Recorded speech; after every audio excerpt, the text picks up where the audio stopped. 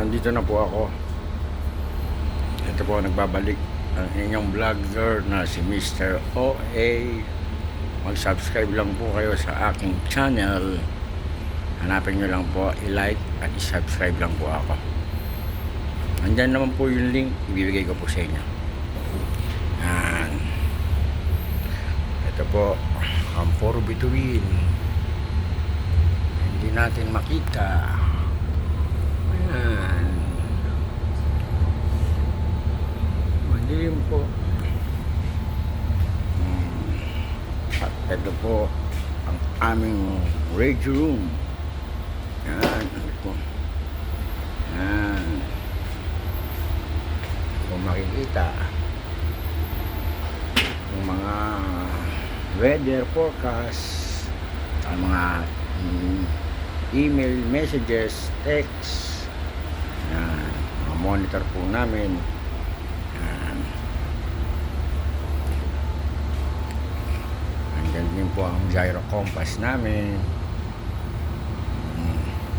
Medyo madilim po talaga. Ito naman po kung tumatakbo kami, mga RPM namin, ang slow ahead, up ahead, stop.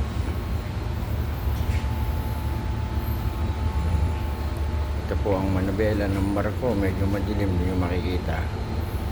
So ang heading po namin ay 182.0. Naka-automatic po yan, wala pong driver.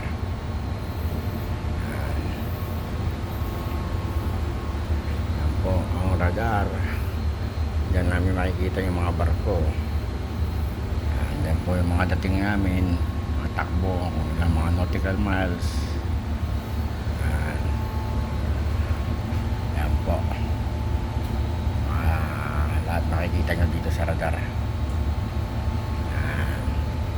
Sa ngayon wala pong kalaban. Ayan. Ito po yung barko namin, yung may X.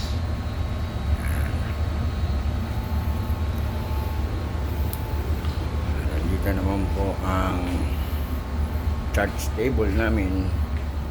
Ayan. Ayan po, makikita nyo rin mga barko din makikita dyan. Dito naman po ang kapihan namin. May kapihan po kami dyan. Yan yung kettle.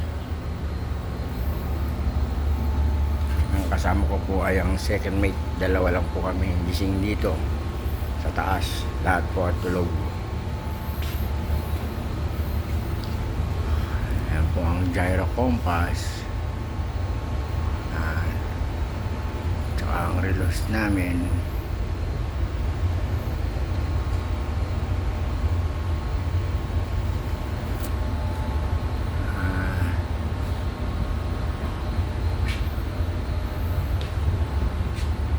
Para ko po muna, i-stop po muna. Medyo madilim talaga. Salamat po sa inyo. Keep safe all and I love you always mga kakosa. Bye-bye muna. Malapit na po matapos ang gwardiya ko. Ang gwardiya ko po ay 12 midnight to 4 AM. Tapos sa umaga po nag-overtime ako ng 10 AM hanggang 4 PM. Bali 2 hours po. All in all, 10 hours po. Pag tumatakbo po kami, everyday po ganyan yung trabaho ko. Okay po, salamat po.